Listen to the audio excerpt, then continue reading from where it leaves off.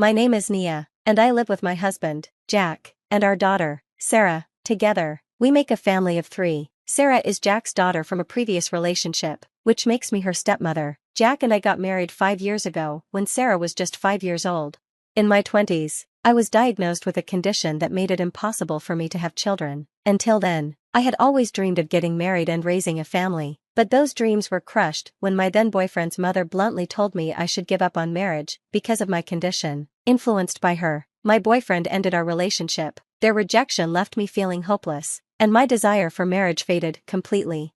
That's when I met Jack and Sarah. Sarah, who was 4 years old at the time, had gotten lost and was crying. I found her and helped her get to the police station, a scene that felt like something out of a drama. It was through this chance encounter that Jack and I met. Our relationship naturally blossomed into love, and eventually, we married and became a family. To my surprise, Sarah started calling me mom early on. Becoming a family happened more seamlessly than I could have imagined. I still vividly recall the warmth I felt when I held Sarah's hand that day at the police station. Jack has remained as kind and supportive as ever, and they both rescued me from my loneliness. I truly feel like Sarah is my own child, and it fills me with joy to watch her grow. However, Jack's mother was not as accepting. When I first met her, I could feel her scrutinizing me. Her sharp words still echo in my mind. To think someone would marry a woman with a child. Is she after my son's money? I had braced myself for some tension, but her blatant hostility caught me off guard. Jack, however, was furious. He grabbed my hand, ignored her protests, and quickly drove me away. I'm sorry, she's insane. You don't have to deal with her, he said, anger simmering in his voice. After that encounter, Jack shielded me from his mother, and we had no contact with her for years.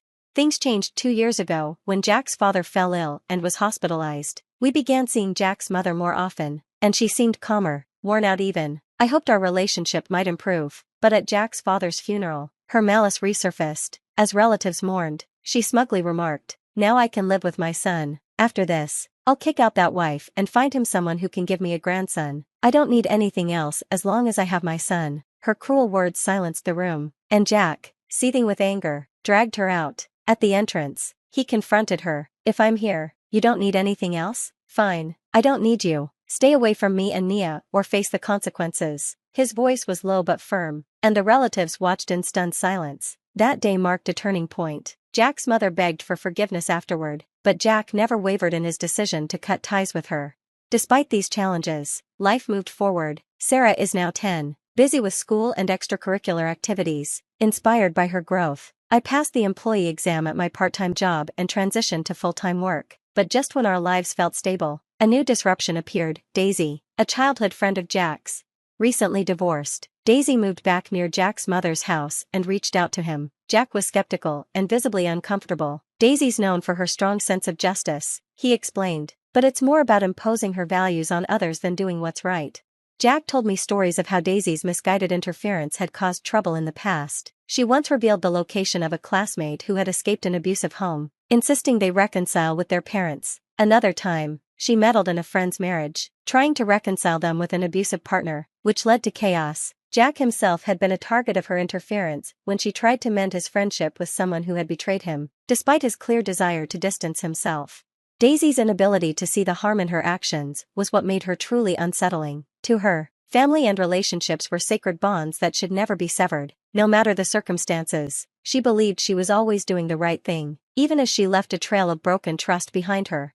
If I were to describe Daisy with a word, it might be idealistic, but there's nothing cute about her ideals. Honestly, she's the kind of person I'd rather avoid entirely. She likely twisted the truth to suit her narrative when speaking to my mother-in-law, who hasn't been in contact with relatives since the funeral. I'm sure Daisy has become her sounding board, listening to grievances and spreading tales of how I've supposedly wronged her. Daisy's sudden desire to see Jack was undoubtedly part of an attempt to reconcile him with his mother. Just hearing about it was exhausting. Daisy's boundless energy and misplaced meddling made me uneasy, and unfortunately, my fears were well-founded.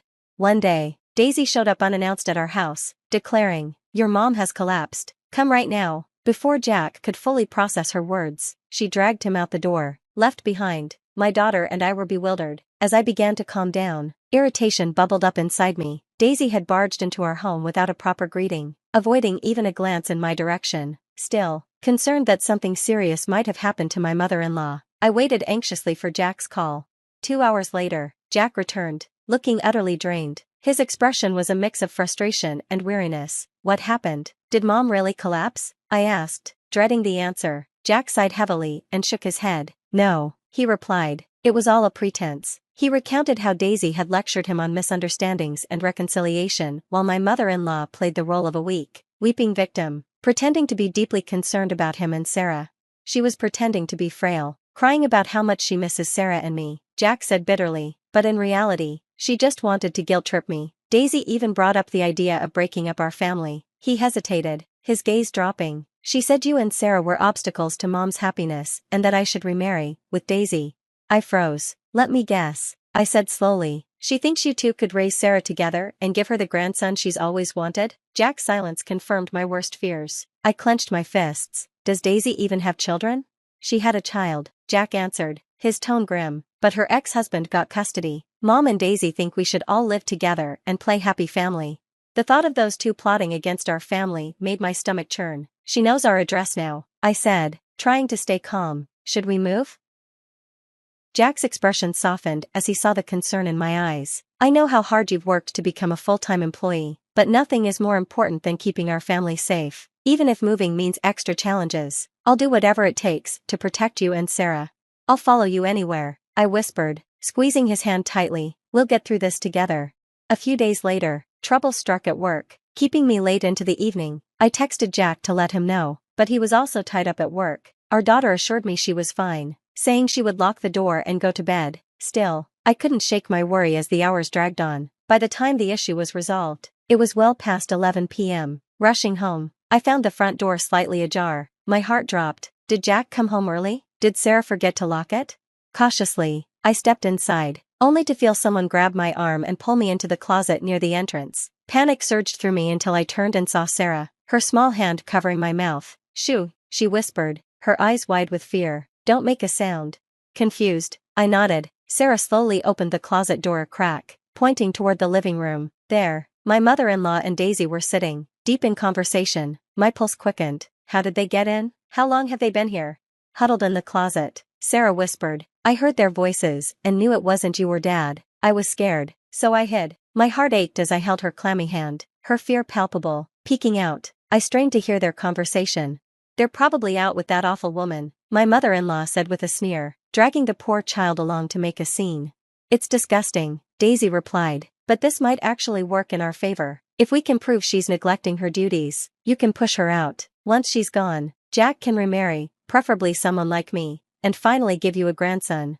Exactly, my mother-in-law crowed. That woman is useless. She can take the girl and leave. Once she's gone, I'll cherish you as my real daughter-in-law. I felt a surge of anger, my mind racing with ways to confront them, but Sarah's trembling form kept me rooted in place. I couldn't risk leaving her alone, not with those two in the house. My phone vibrated silently in my pocket, a message from Jack saying he was downstairs. I quickly texted back, come quietly to the first room, don't make any noise.